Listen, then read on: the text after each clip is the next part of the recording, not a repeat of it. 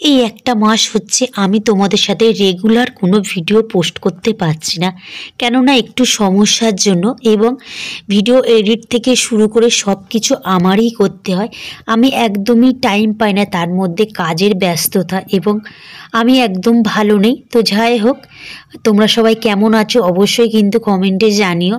মাম্মামের শরীরটা খুবই খারাপ, তার মধ্যে আমার শরীরটাও খুবই খারাপ, তার জন্য রেগুলার কোনো ভিডিও আমি দিতে পারছি না। এই ভিডিওটি হলো রবিবারের, কিন্তু দেখো অনেক লেট করে আমি পোস্ট করছি। মাম্মামের শরীরটা খারাপ ছিল বলে আজকে আমার দিদি দাদা সবাই দেখতে আসবে। দাদা তো রেগুলারই আসে দেখতে, তো আজকে আমার বড়দি মেসদি আসবে, তার জন্য না তো খুব ভালো লাগছে।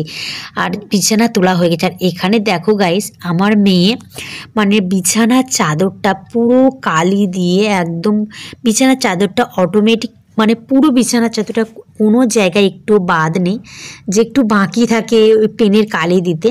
তো যেন বিছানার চাদর থেকে বালিশের রড থেকে এই প্লাস্টিকটার অবধি ছাড়িনি। তো চলো এবার একটু পরিপাটি হয়ে, আগের মতো তো এখন তো পরিপাটি হইই না। আর জানো তো পরিপাটি হলে একটু নিজেরও ভালো লাগে আর দেখতেও বেশ ভালো লাগে। কিন্তু কি বলো তো, এখন ওই যে আয়নার সামনে এসে পরিপাটি করে মাথা ছানা আগের মতো আর টাইম পাই না। এখন না ওই সকালবেলা ঘুম থেকে উঠে কখন যে দৌড়ে কাজ করব, মাম্মামের খাওয়া কমপ্লিট করব, তার মধ্যে আমার ক্যাম্প থাকে।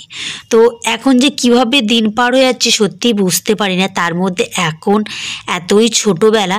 তো চলো আজকে দিদিদের জন্য কি কি রান্না করছি সেটা আমি তোমাদের সাথে শেয়ার করি। তো একদিকে আমি ভাত বসিয়ে দিয়েছি, আর আজকে মাম্মামকে আমি সকালে দিয়েছি গোবিন্দ ভাগ আর আলু দিয়ে একটু সিদ্ধ করেছি, বেশ আমারও কিন্তু ভালো লাগে এটা খেতে। আর এখানে মাছ আছে ভাজবো, মাছের ঝাল করব। আর মাংসটাও বাবা নিয়ে এসছে, মাংসটা ধোবো, মাংসটা করবো। আর কাঁচা, এই যে কাঁচা টমেটো দিয়ে, আর বাবা নিয়ে এসেছিলো ছোটো ছোটো এই নানা রকম মাছ আছে, পুঁটি মাছ আছে, ধেনে মাছ আছে, মানে নানা রকমের মাছ। সেই মাছটা না একটু ঝাল করব। তো মাম্মাও খেয়ে নিয়েছে, আর ভাবছি আজকে আমিও খাবো। আর আমার জানো তো এই গোবিন্দভোগ চালটা আমার না বেশ লাগে খেতে, জানো তো।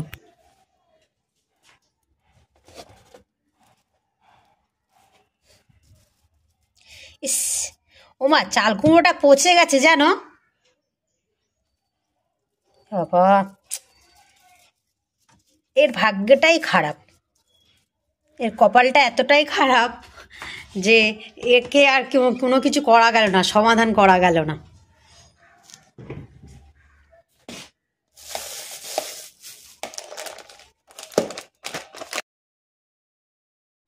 তো ফ্রিজে একটু টক দই ছিল, ভাবলাম না একটু মাংসতে দিয়ে দেবো, যেহেতু আমরা যখন মাংস রান্না করি টক দইটা দিই। আর জানো তো অনেক দিন পর আমরা চারি ভাই বোনে আবার একসাথে হব, বেশ লাগে জানো তো। সেই যে ছোটোবেলায় মানে, এখন জানো তো যে যার সংসার হয়ে গিয়ে আর ওই টাইমটা দেওয়া হয় না যে ভাই বোনই বসে একসাথে আড্ডা মারা, এখন আর হয়েই ওঠে না, এখন যে যার কাজে ব্যস্ত।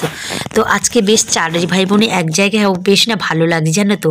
মানে কখন আসবে সেটাই ভাবছি, যে কখন আসবে একটু সবাই মিলে একটু আড্ডা মারবো। তো চলো ফাইনালি আমার রান্না প্রায় কমপ্লিট হয়ে গেছে, এই যে মাছগুলো ভাজা হয়ে গেছে, আর এই কাঁচা টমেটো দিয়ে একটু গায়ে করবো, কিন্তু বেশ ভালো লাগে জানো তো। কার কার কাঁচা টমেটো এই মানে বাটি চচ্চড়ি ভালো লাগে অবশ্যই কিন্তু কমেন্টে জানিও। তো তার মধ্যে দেখো এখানে আমার চিকেন হয়ে গেছে, আর মাংসটা কিন্তু একদম হালকাভাবেই রান্না করেছি, কেননা আমার দাদার শরীরটা একটু খারাপ এবং সবারই পেটের প্রবলেম, তার জন্য। আর মাছের ঝাল করেছি সবই জানো তো ওই কাঁচা লঙ্কা দিয়েই করেছি, যেহেতু এখন শরীরটা তো ভালো নয়, তার জন্য। তার মধ্যে চচ্চড়ি করেছি, চাটনি করেছি, আর সবচেয়ে আমার ফেভারিট হলো মাছের মাথা দিয়ে ডাল। আমার জানো তো খুব ভালো লাগে এই মাছের মাথা দিয়ে ডাল, আর একটা ভাজা হলে আমার তো আর কিছুই লাগে না জানো তো। বেশ ভালোবাসি এই মাছের মানে ডাল, এমনি ভালো লাগে না মাছের মাথা দিয়ে। তো এখন আমরা ছাদে চলে এসে সবাই একটু আড্ডা মারতে। এখন বাজে 4:30, ভাত টাত খেয়ে বেশি রোদটাও আছে, আর এখন তো প্রচুর ঠান্ডা গাইস আমাদের এখানে। তো ভাত খেয়ে যেন তো কাঁপ লেগে গেছে, তো তার জন্য এখানে চারি ভাই বোনই আছে, আর আমার বৌদিও তো আমার বোনেরই মতো। তো এখানে দেখো আমরা 5ই ভাই বোনই সবই আড্ডা মারছি, আর সবাই অনেক দিন পরে মানে এক জায়গায় হয়েছে, তো বেশ ভালো লাগছে। আমরা তো মেসদিকে পাই না, বেশিরভাগ মেসদি খুবই ব্যস্তর মধ্যে থাকে।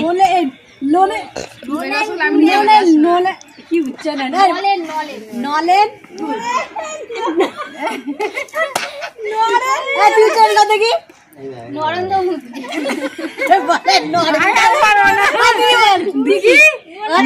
রসগোল্লা বৌদি বলো না। নরেন্দ্র মোদি। তো আজকে অনেক আড্ডা মারলাম পাঁচই ভাই বোনে মিলে, সরি চারি নয়, বৌদিও আছে। তো চলো বন্ধুরা, আজকে ভিডিওটি কেমন লাগলো অবশ্যই জানিও। তো তোমরাও ভালো